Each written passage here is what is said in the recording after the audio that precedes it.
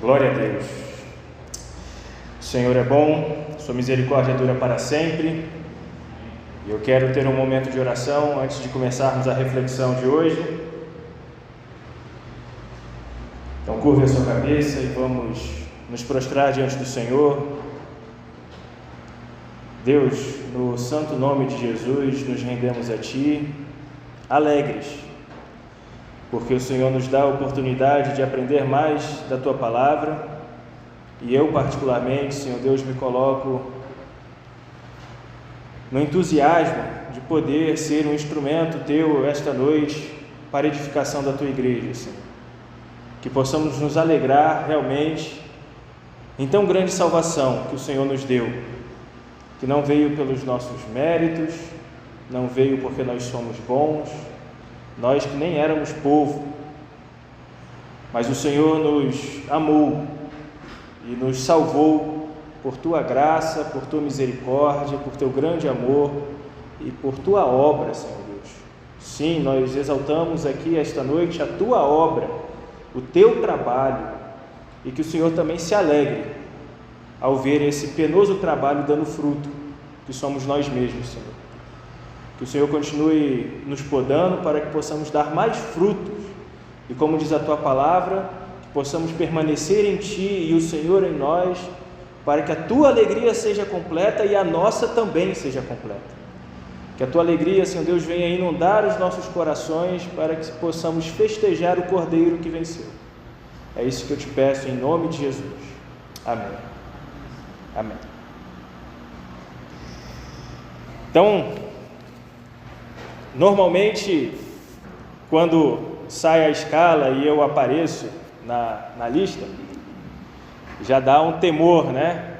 Eu tenho uma responsabilidade muito grande em estar aqui, e se Deus ainda não, exerceu a sua ira sobre a minha vida, estando nesse lugar santo, nesse lugar que é solene, é porque Ele me ama muito e com certeza ama vocês muito também, né? Porque senão Ele não falaria a vocês, Ele não me manteria aqui de pé. Então existe um mistério de estar aqui na frente, e nesse temor e tremor em que eu busco alguma coisa da parte de Deus para apresentar à congregação, em geral não tem a ver com alguma vela do advento quando é no dezembro, no mês de dezembro, mas calhou, como diz o português, calhou de ser que a mensagem que Deus me deu no coração tem a ver com alegria. E eu gostaria que vocês abrissem a Bíblia de vocês no Salmo 16, e nós vamos ler o verso 11.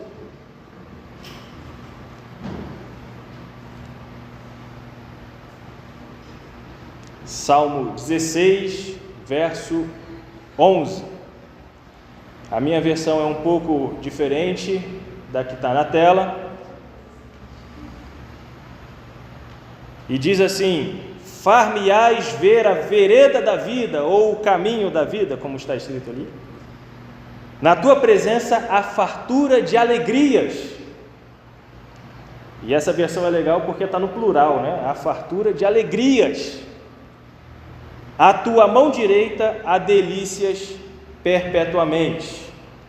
Far-me-ás ver a vereda da vida, na tua presença há fartura de alegrias, à tua mão direita há delícias perpetuamente. E esse Salmo 16, quando a gente lê o texto inteiro, a gente percebe que está falando sobre o Messias, que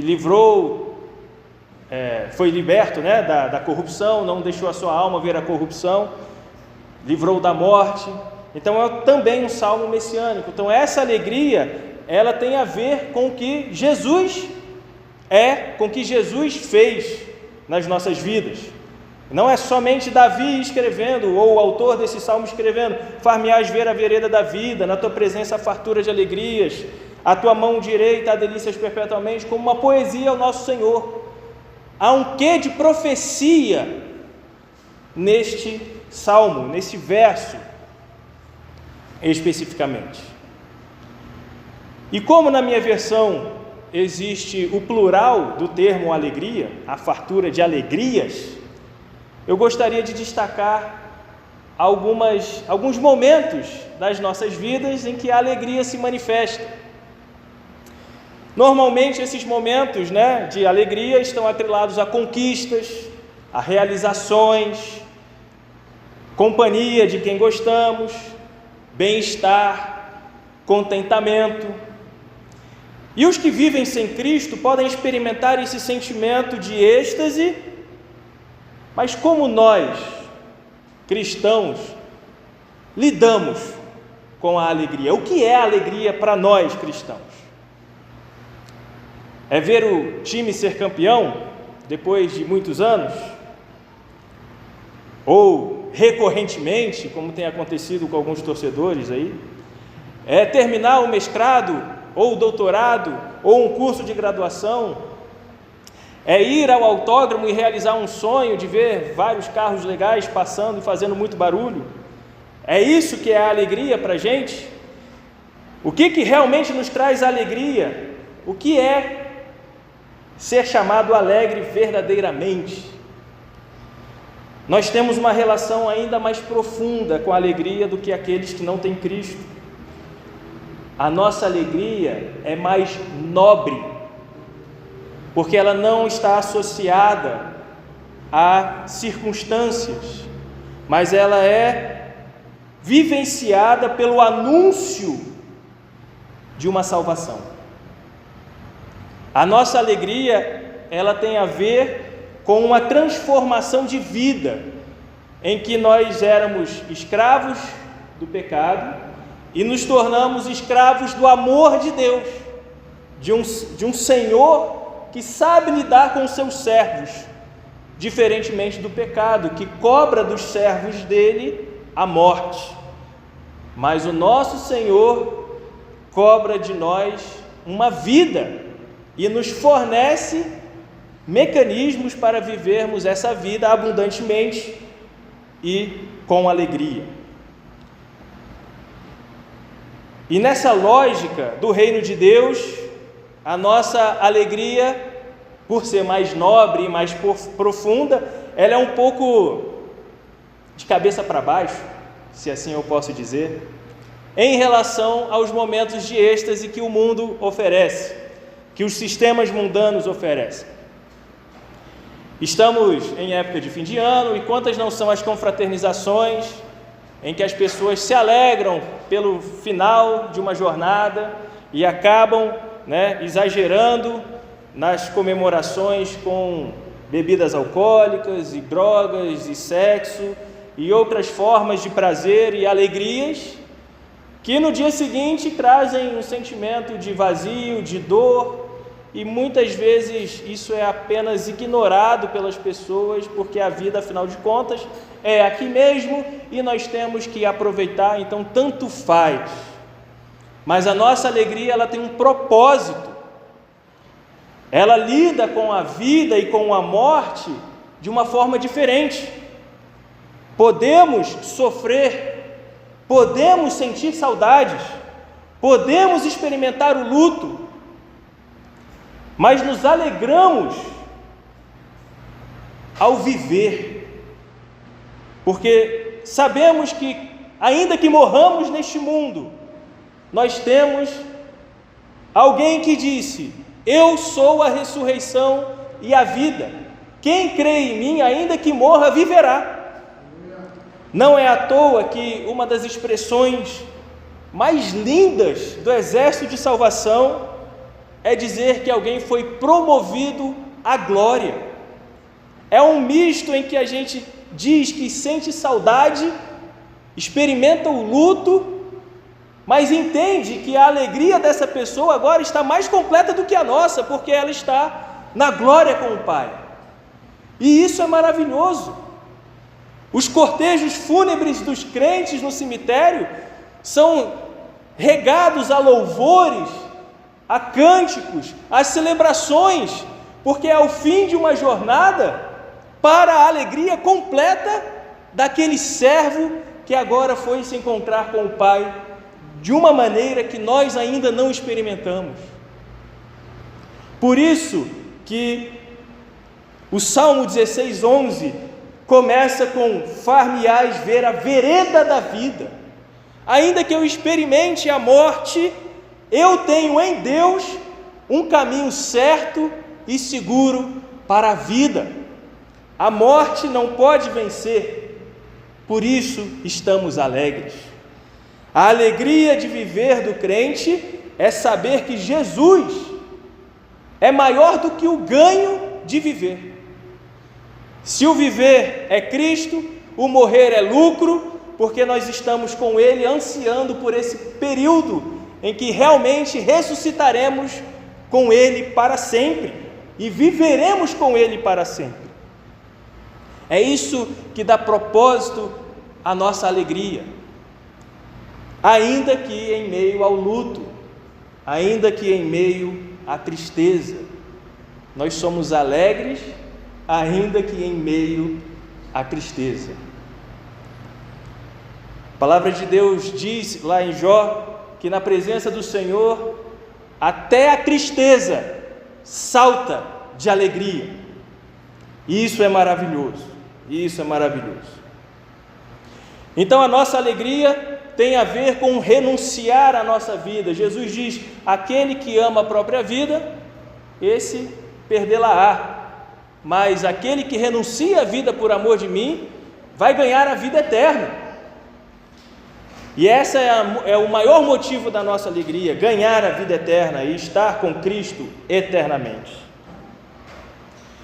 Então nós temos sim uma alegria de viver. Se você é crente e não se alegra na vida, você precisa rever esse conceito de crente que você tem, porque o crente, ele é alegre, ele tem uma vida alegre, em meio às dificuldades ele é alegre. Então a primeira forma de alegria que eu queria destacar é a alegria de viver. Nós temos a alegria de viver, porque nós temos a vida plena, a vida abundante, mesmo com as dificuldades. Uma outra forma que a gente pode encontrar a alegria é em meio a conquistas e vitórias, né?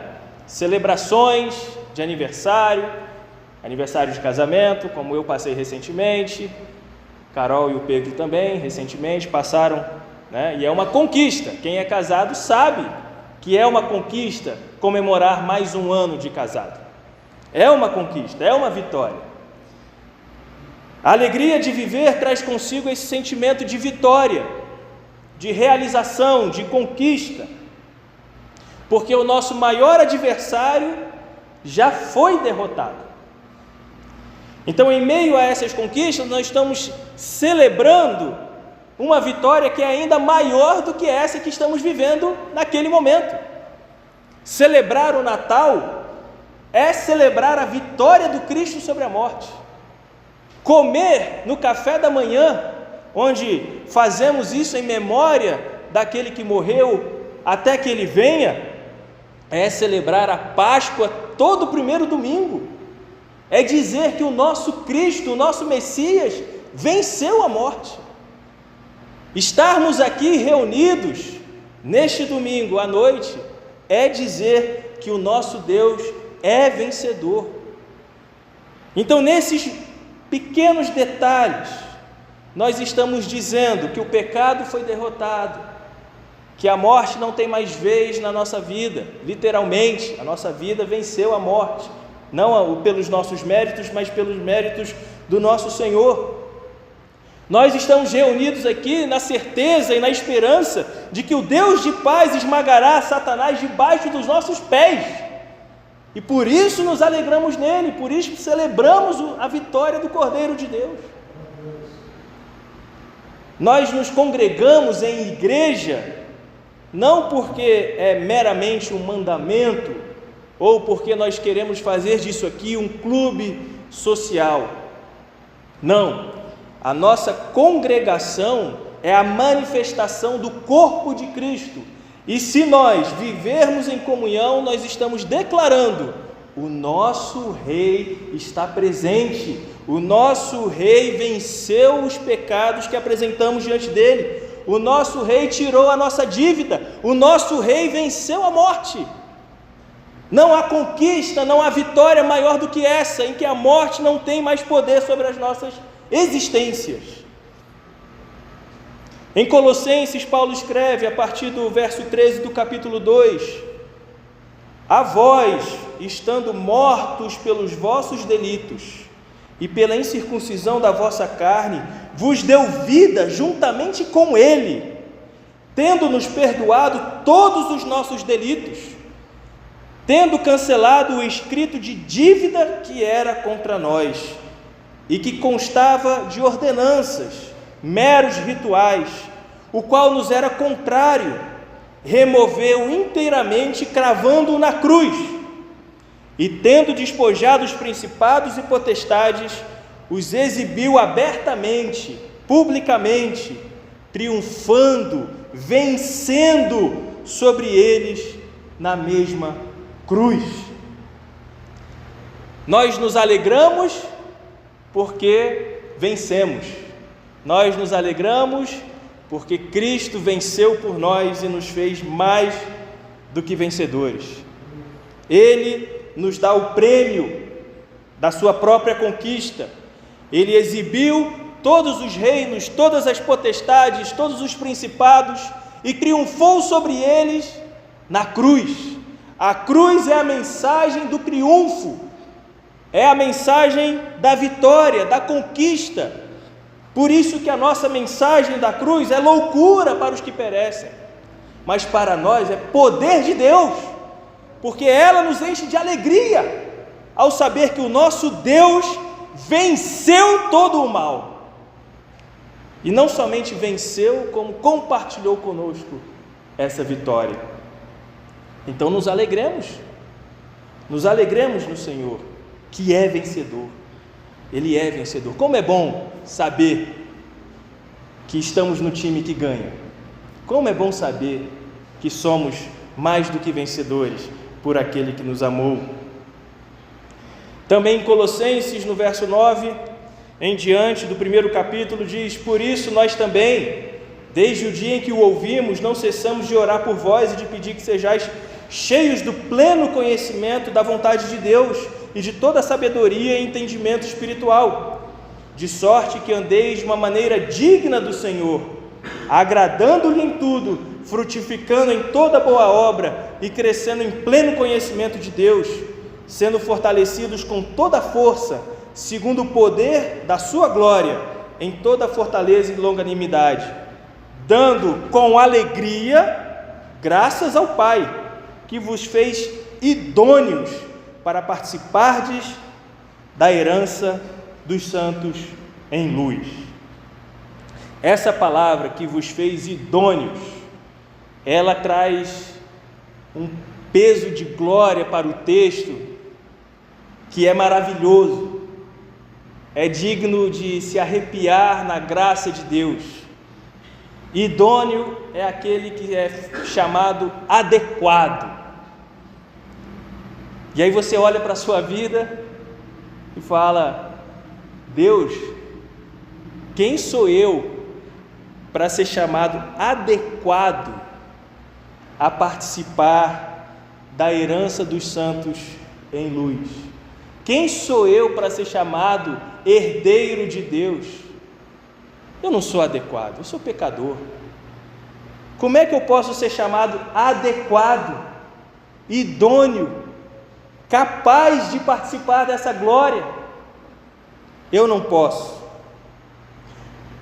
Mas Ele nos fez idôneos, Ele nos fez adequados, Ele nos fez capacitados para herdar aquilo que Ele mesmo conquistou.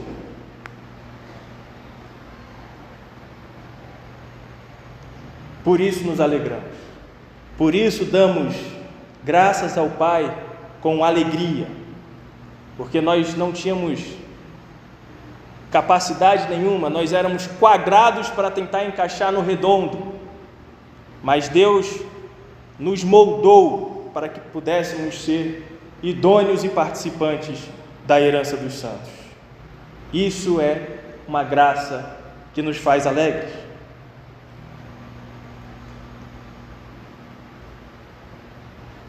Nossa alegria não depende das circunstâncias. Nossa alegria não depende das decisões políticas. Como já foi falado hoje, muitas vezes os políticos decidem e o povo sofre.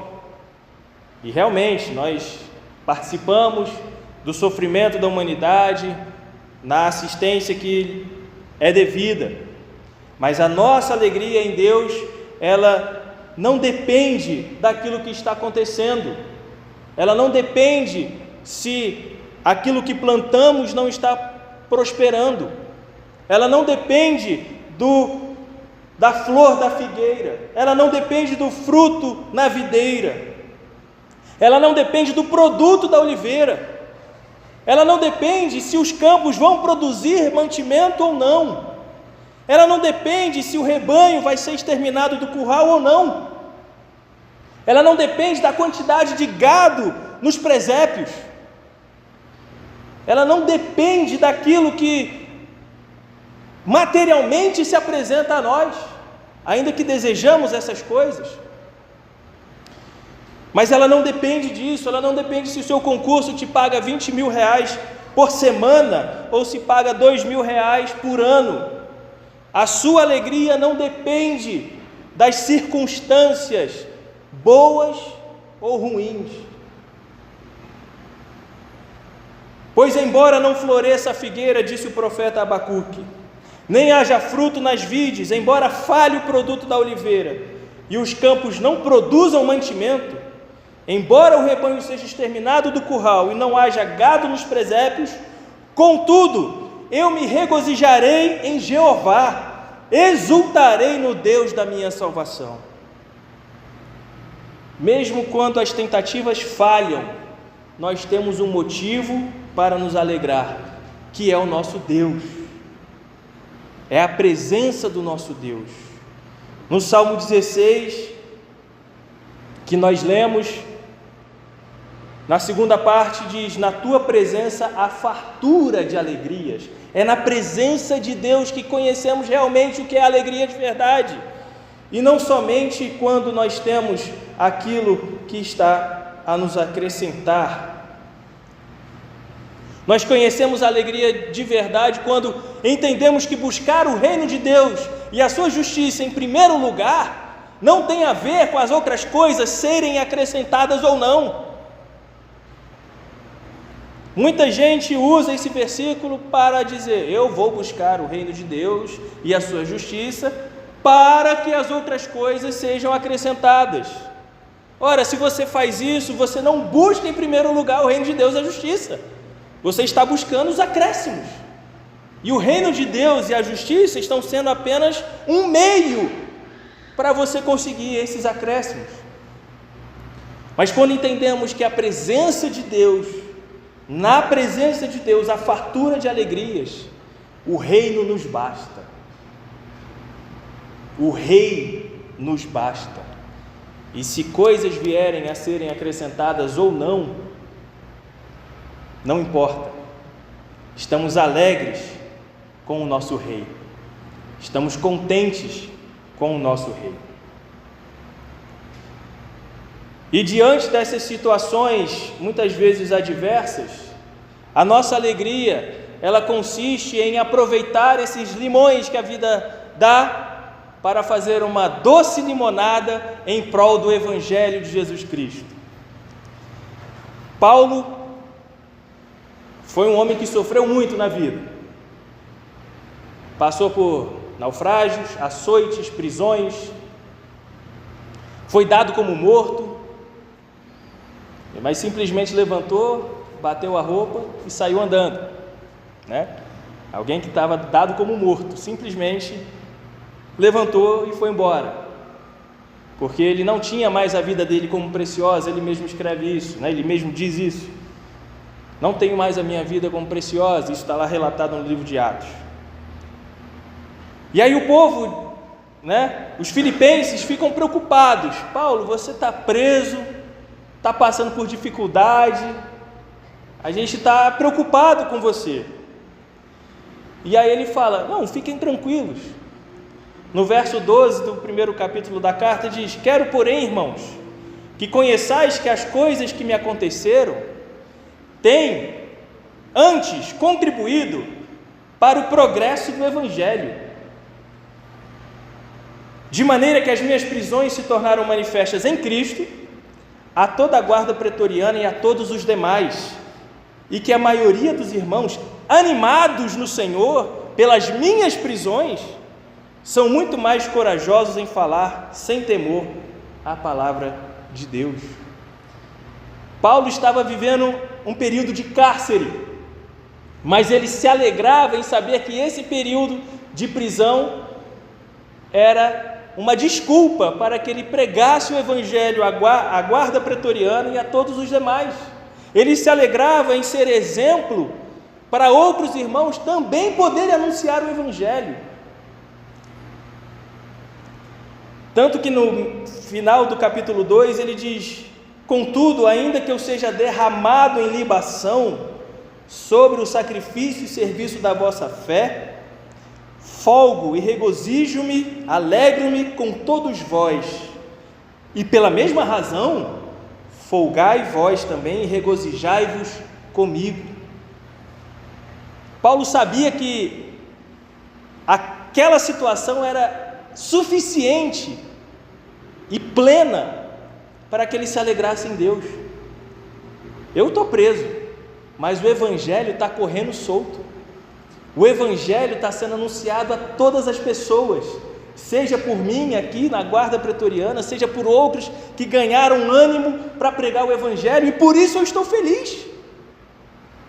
Eu que recebi tão grande salvação, estou me alegrando com os pecadores que estão se arrependendo também, e eu estou fazendo parte disso. As minhas prisões estão fazendo parte disso, por isso eu estou alegre, e eu quero que vocês fiquem alegres também. Ainda que eu seja derramado em libação, em oferta sobre o sacrifício, eu vou me alegrar, porque o Evangelho está prosperando. Em outra versão diz que todas as coisas que têm acontecido contribuíram para o melhor proveito do Evangelho. E eu quero desafiar os irmãos hoje aqui, assim como eu tenho me desafiado há algumas semanas, olhar para a situação de encarceramento que você está vivendo, emocional, espiritual, às vezes de saúde física, e quem sabe numa situação de encarceramento até judicial. Olhe para essa situação e peça a Deus como tirar o melhor proveito para a proclamação do teu Evangelho aqui e agora. Eu quero me alegrar com vidas sendo salvas. Eu quero me alegrar diante de uma perspectiva em que o Evangelho está prosperando, ainda que eu pareça não estar. Eu quero me alegrar em saber que Jesus Cristo está sendo conhecido por meio das minhas aflições, por meio das minhas tristezas. Eu quero me alegrar em saber que o Deus Jeová de Abacuque é o mesmo hoje, que me faz exultar diante de situações em que eu não tenho controle e que parece tudo perdido.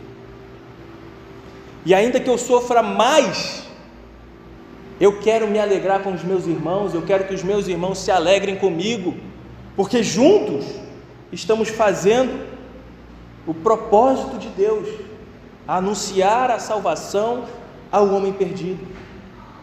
Não é isso que lemos em Lucas, que aqueles pastores receberam tão grande boa nova de salvação e por isso deveriam ficar alegres? Finalmente o Messias esperado apareceu.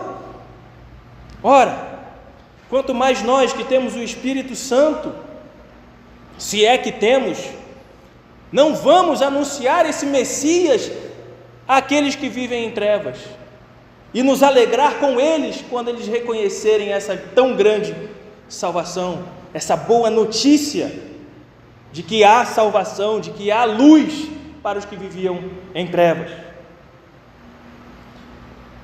Então, meus irmãos, eu quero que vocês se alegrem quando o Evangelho for anunciado por meio da vida de vocês.